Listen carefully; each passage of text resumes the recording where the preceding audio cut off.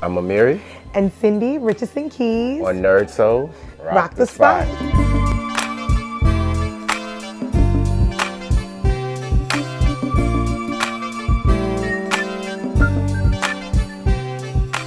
My name is Amiri, Richardson-Keys, a visual artist, co-owner of the Arts Community Center located in Midlothian, Virginia, where we service community, preschool program, art activities.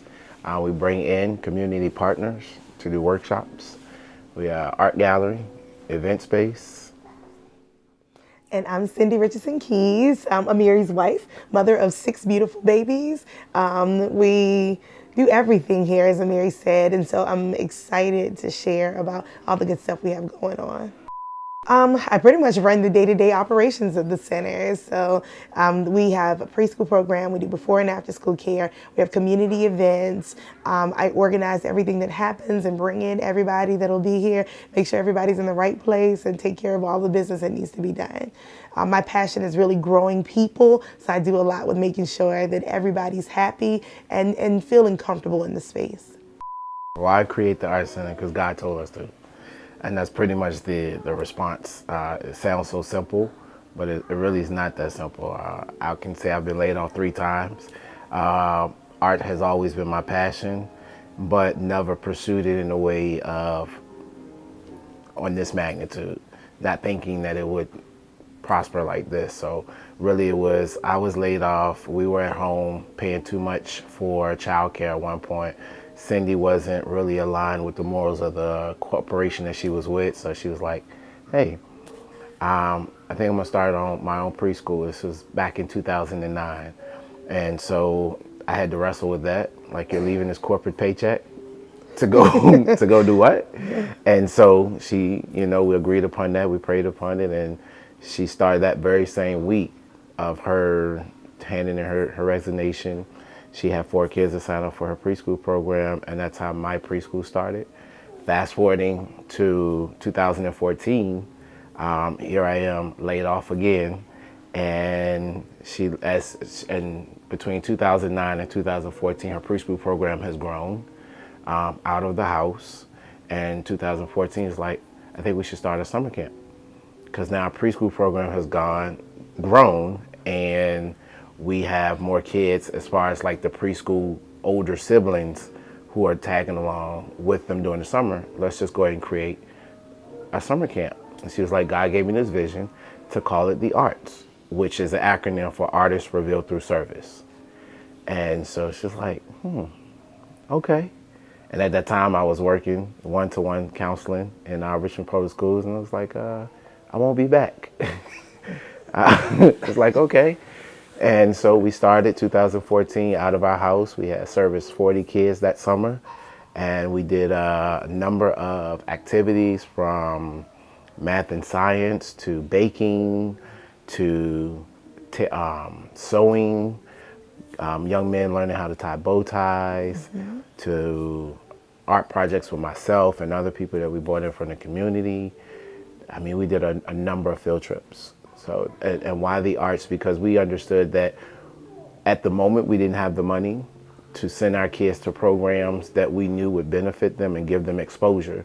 So therefore we created this, well, not we, I should say, but God gave us the vision to create an opportunity for our 6 kids to have exposure, which then opens the door for a multitude of other kids to experience an opportunity that maybe their parents had to decide, was I going to pay my bill, or do I want my kid to experience this? And they don't have to decide now, because we are affordable in everything that we do here at the Arts Community Center. So now they get that opportunity to not only can I still take care of home, but my kid also is going to get some exposure to something that I may not have been able to give them.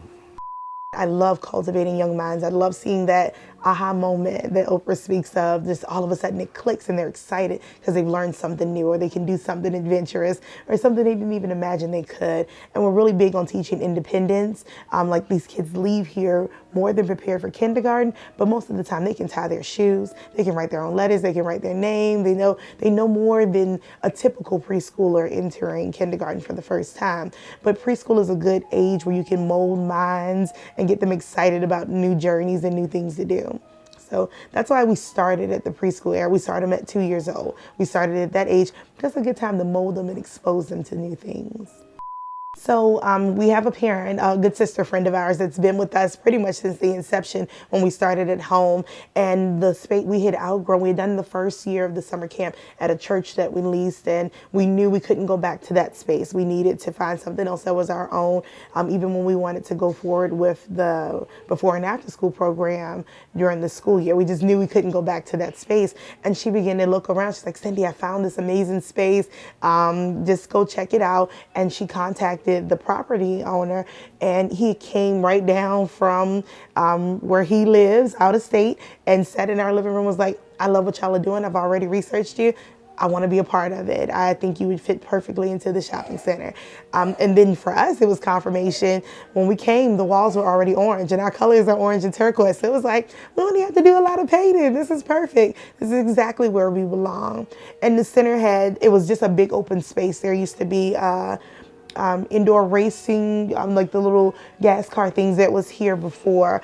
And it was just one big open space. They hadn't really built a lot into the center, and that was perfect. That was exactly what we needed. We didn't want the traditional classroom setting where it was divided up so much, or kids couldn't see kids or interact. We're family, and we're a big family, and we know what the experience of the youngers being with the elders does and how it helps them all mature, and how the older is like having somebody to look that looks up to them, and it's a good fit for us. The space worked perfectly.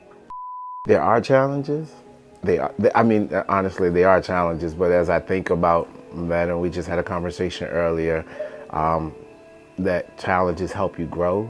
They help you. They put you in they position you to be in a better space. And I think with us first starting out in this space, it was a big space, and we knew this space would one day be filled with what it is we had a vision for. I think just starting out is like, okay, how do we organize this, and how do we do this, and how do we do that? And some of those things may or may not work. But I think as I think about it now, like the challenges, they weren't really challenges. You know, they were like steps to getting us to where we needed to be in the next step. Now, we've had some setbacks, but honestly, I can't really think of like one challenge that was like, oh, this was like a slap in the face. But then I think, you know, we had a situation when we first opened, because we weren't properly prepared for what we were doing. We had to scale back on our attendance. So at one point we dropped probably about 60% of our income in this space, but God was still moving us forward. He was still pushing us forward. So I think for us, and I think I can speak for both of us, that's probably been the biggest challenge for us. And we had to go a whole school year, 9 months you're talking, with 60% of our income out of the door, and still making it and still pushing, and parents still believing in us, and the community still supporting us. So it's helped us get to this point where we are now. For us, the challenges have been, like, a lot of our kids play sports. We have 4 sons and 2 daughters. They play sports in their activities, and because our days are long here, we aren't at all of their events. So that's one of the things, the sacrifices that we had as parents along the way. Mm-hmm. But we've been so fortunate because it is a big family, and we have an older son. He's been able to help us with that, and our village is strong. So even when we can't show up, we can put out a message and somebody else will be there. They always had the consistency of family, whether blood related or just community related, family always showed up. So that was one of the challenges that we love. Yeah. And even when we went through the minors, it was a minor setback. We had some licensing things that we had to get straight. We didn't know. We just weren't aware. One of the things we found is we don't have mentors really that help us know what to do, because what we do is very unique. It's not something like everyone else does with the community center. Typically people have a child care center or they have a nonprofit community center, and that's not what we have. And so there's not a mentor that sits in place that says, this is exactly what you need to do, walk this path. And so we had to figure out on our own what was necessary for licensing to get to be where we needed to be. But as soon as we got everything done, I mean, kids came out the woodwork. They flew in from everywhere. So it's been good. It's a good problem to have had. It's waking up every morning knowing that I'm impacting somebody's life by doing something that came from us directly. It was the gift that God gave us. It was the vision he gave us. It's the resources he's constantly connected us to. And entrepreneurship for me is consistently offering someone else an opportunity. So we typically hire a lot of young people in. What am I doing to pass this knowledge on to someone else? So I think it's the success of seeing that. We own it, we developed it, we founded it. Now let's help somebody else get on and do the same thing. I would say for me, entrepreneurship is taking that gift or what you're passionate about and allowing other people to benefit from it. And so not just keeping it to yourself, but as you say, waking up every morning knowing as an artist, I can come to a space and I can share my gift with other people, not just kids and not just adults, but whomever may want to walk through the door and say, hey, are you teaching art? And go, sure. And so I have a gentleman who walked in about a year ago. He's 66 years old, never painted before. He liked to draw when he was younger. But he's now in the process of where he's creating his own portfolio to do his own art exhibition. And so things like that is joyful. Or having a son that is applying to a specialty center and you can help him build his portfolio. So entrepreneurship for me is really just sharing the gift and the passion with other people, but being in a space where it not just benefits me, but it benefits everybody. God is the source. That really is it. I did a vision board class this year, and as I put my spiritual goals as I want to stay aligned, it is to remember that God is the source of everything. And that really is just it. When we start with that, like, all right, God, where would you have us to go from here on this? And sometimes we get clear answers like, go here. It's make that right. Mm-hmm. That's it. But sometimes it's not. Sometimes it's God, what are you saying for us to do? And it is then that we come together and trust the intuition and what it is that God is. It seems like God is guiding us towards, or someone will come with a message or confirmation for that.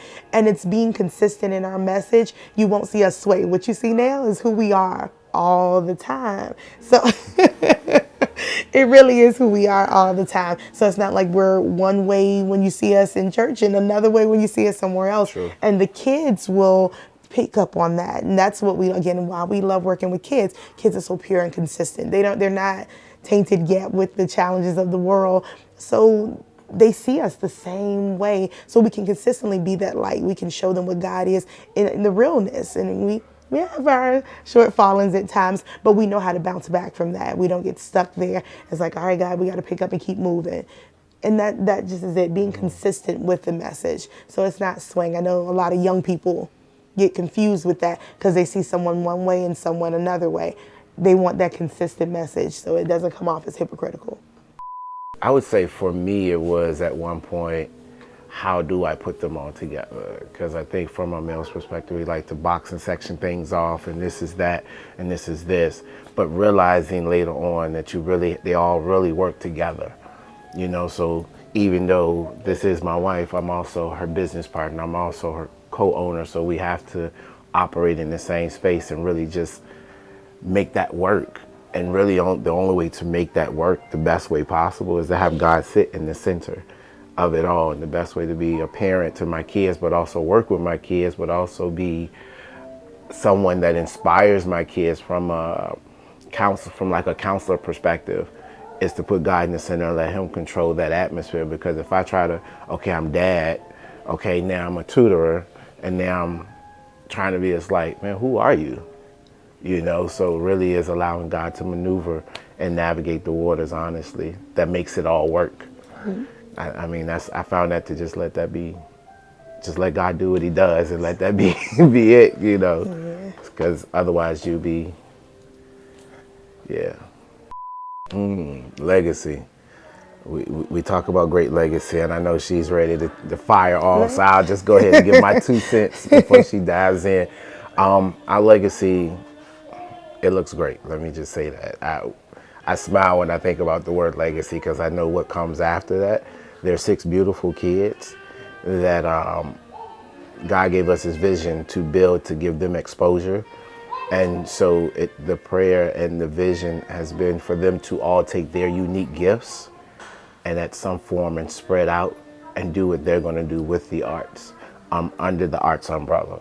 And even if that's not do it exactly the way mom and dad did it, that they take their gift and their passion and they live that through artists revealed through their service. So whether we have a cook, we have a fashion designer, we have a dancer artist, we have a digital art illustrator, we have a musician and music educator, and then we have all of our kids are very talented and athletic, but we have one that is just extremely into sports and art. So what does that look like, you know? And so giving them an opportunity to just branch out, but also have a foundation to start from, to build upon, because I know it's going to be greater than this. And I think he kind of took the answer that I was going to give and say that Beyonce has a line that there are going to be a lot of beautiful brown babies on the Forbes list one day. And even though the money is not the goal for us, the goal is for our kids to see success at a different level, to take what they have learned from us and watch and endure. Right. Our kids have a perseverance that is unmatched because they've watched their parents go through some things over the year, and we've shown them the business from the ground up. So they know what it is to build a business, what it is to stay late and clean up and make sure everything is taken care of. They see when we pay the bills, they know what all of this looks like. So each of our kids, as he described, all of the different facets of art that they're very interested in, they're going to be able to take that foundation and run with it. So I feel like we've really done a good job of launching them to the next level and getting them ready. And this is all from two parents that are not college educated. So, I mean, Amiri has an associate's degree, and I mean, my highest level on paper of education is high school, but College credits. But I've taken some college courses, but we've been able to do this, and they've seen this from the ground up to know that you can be successful in whatever it is you choose. Don't allow the obstacles or things like that to slow you down. So generations to come, I expect it to live long enough, one, to see our great grandchildren take over the arts and do something amazing with this. That's what I want to see. Just take the arts, branding itself, whatever that is, you know, academics, arts, science, health, whatever it may be. Take what you're unique at, what you're great at, what you're passionate about, what you love, and run with that thing. And you can make it. You can be your own entrepreneur and own your own business doing that. I would say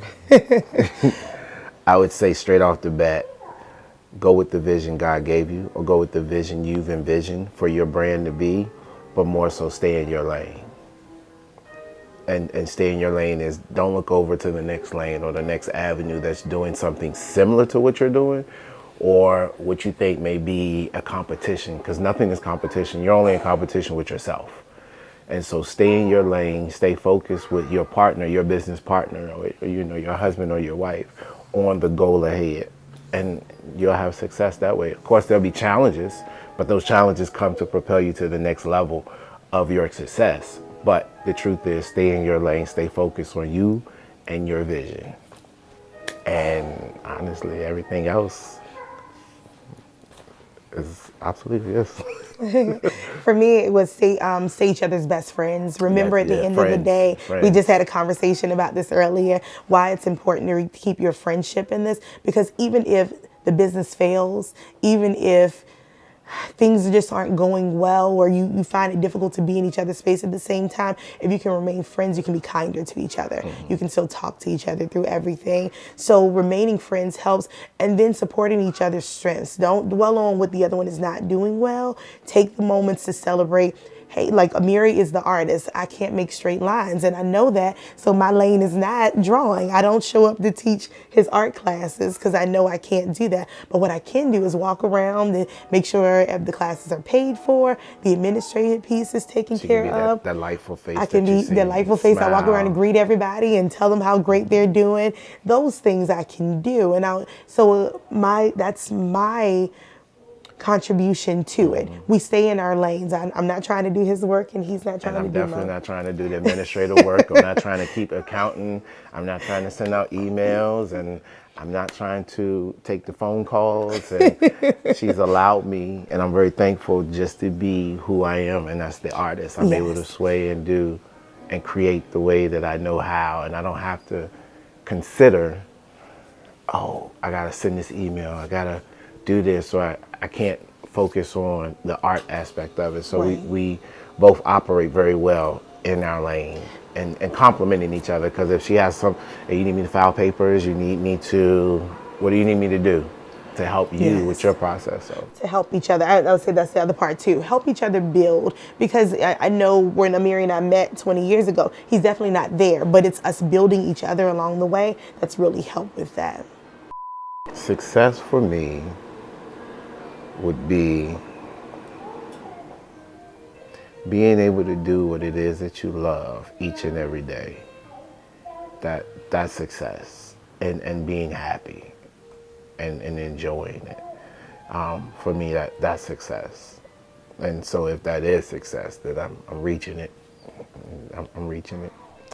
Mine is simple. On our wall, we have lots of affirmations throughout our center, and one of the big ones for us that I asked Amiri, I think it was the first one we put on the wall. It says, "Live your passion, live your purpose," and that was huge for me, because there are lots of things that people are passionate about in life, but sometimes they're afraid to step out and try those things.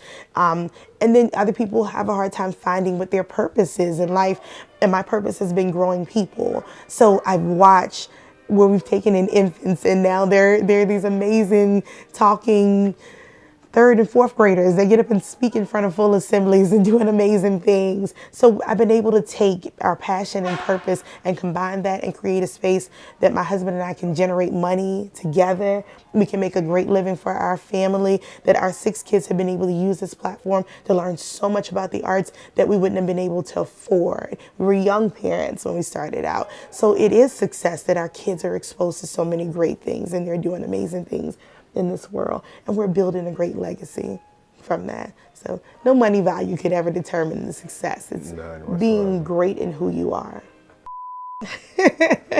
I think we both have to give answers to this, because it's 2 separate views of it. For me, that was amazing. I get a chance to work with or even develop a business. We developed a business that I could see him shine and be amazing in what he does. And so I have all these amazing ideas. I'm really what do you call it? The prophetic voice in it. I'm like, oh, I see this. Let's go and let's run with it. It's God gave me a vision. Let's go. Let's do this. And he's like, hold on a second. I don't know if I want to do this yet. And so it was working, learning to work in that space. Because for me, it was all consistent. At work, I love you. I want to love you, and let's what can I do to help you and be greater and be better? It was all of that for me. It just was one big bundle. It all worked together. Not that we would ever, we never really have issues in our marriage, but not that it was come to work and, ooh, we're not talking today. It was never anything like that. But I don't need you to separate the boxes. Let's put them all together and work together. We'll be better if we can operate as best friends, owning a business and being married and loving our kids and doing all of those things, to see them as one consistent space. So that was my answer. That was my answer. So my answer, no, for me, it was at the beginning, it was a little challenging. It was challenging in the beginning, because it's, we've been together for 20 plus years. High school sweethearts, met at 14 and 15. So you're talking history. I'm watching you grow to now run a business with you. I don't know, and I got to go home with you. Like, I see you all day, every day, and I say that jokingly, because I really had to think about that one day. It's like, there's some man, and let me just be honest and transparent. There's some man that is sitting there wishing he had my position to be a father of 6 kids, married to his high school sweetheart, and not having to worry about anything else in the world, because everything he wants is right there out of those 7 people and the other people that are surrounding him in terms of what we do.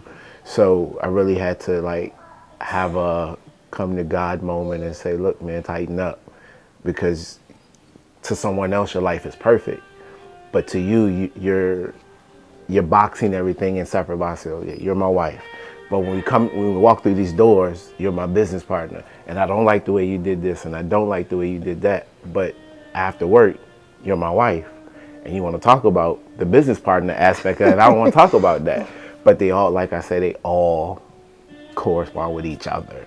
So you really have to allow God to navigate that situation, because otherwise it would be, I don't want to talk to you right now, because you made me mad at work today, and I didn't like that you put the box over there, and I told you the boxes should go over there. And after a while that gets old, and after a while you realize how much of impression it has on other people and your surrounding atmosphere, especially your coworkers or your employees.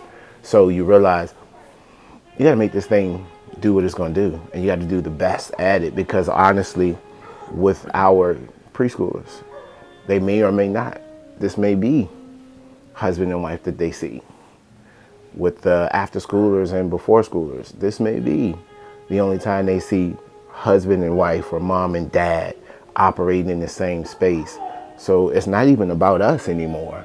It's about how do we be our best representation of ourselves in our purest form, but still do what we're called to do. Right. And I think that's the best way to put it. Is I enjoy it most days now. I enjoy it. That's the truth of it, because I realize I have a unique position, and I've been given I should say it that way. I've been given a unique position. So why not cherish it before I lose it?